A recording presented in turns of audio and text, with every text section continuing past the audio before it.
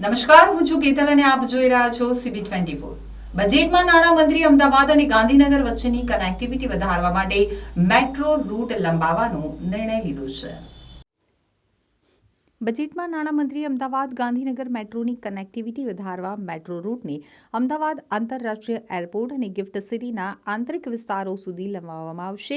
જાહેર પરિવહનના સુદૃઢીકરણના ભાગરૂપે નવી બસો મૂકવામાં આવી રહેલ છે, તેમજ બસ સ્ટેશનોનું આધુનિકરણ કરવામાં આવી રહેલ છે। ત્યારે ચાલુ વર્ષે મૂકવામાં આવનાર 2000 નવી બસો ઉપરાંત આગામી વર્ષે એસટી નિગમ દ્વારા વધુ નવી 2500 બસો પ્રજાની સેવામાં મૂકવામાં આવશે। માનનીય અધ્યક્ષશ્રી, gift city global finance hub તરીકે ઉભરી રહેલ છે।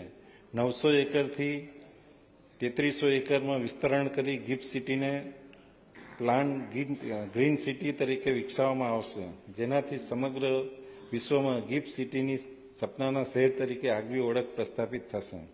માનનીય અધ્યક્ષશ્રી, ગિફ્ટ સિટી ખાતે ફિનટેક હબ સ્થાપના કરવામાં આવશે, જેના માટે ₹52 કરોડની જોગવાઈ। ગાંધીનગર ગિફ્ટ સિટી નજીક સાબરમતી રિવરફ્રન્ટ ડેવલપમેન્ટની કામગીરી માટે ₹100 કરોડની જોગવાઈ। ઉર્જા અને પેટ્રોકેમિકલ વિભાગ માટે ₹8,423 કરોડની જોગવાઈ।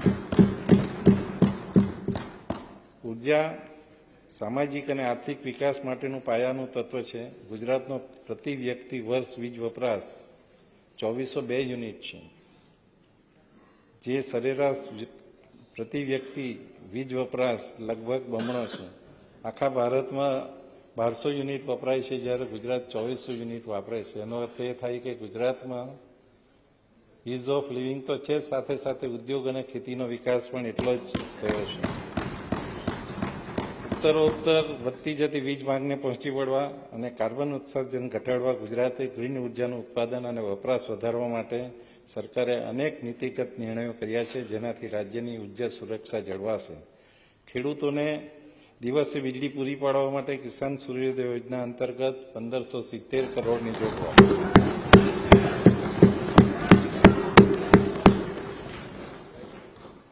રીવેમ ડિસ્ટ્રીબ્યુશન સ્કીમ અંતર્ગત વીજ વિતરણ વ્યવસ્થા સુદૃઢ બનાવવા માટે માળખાકીય સુવિધાઓનું અપગ્રેડેશન અને સ્માર્ટ મીટરની યોજના માટે ₹1285 કરોડની જોગવાઈ। આદિજાતિ, સાગરકાંઠા અને અન્ય વિસ્તારોમાં નવા કૃષિ વિષયક જોડાણો આપવા માટે ₹1017 કરોડની જોગવાઈ।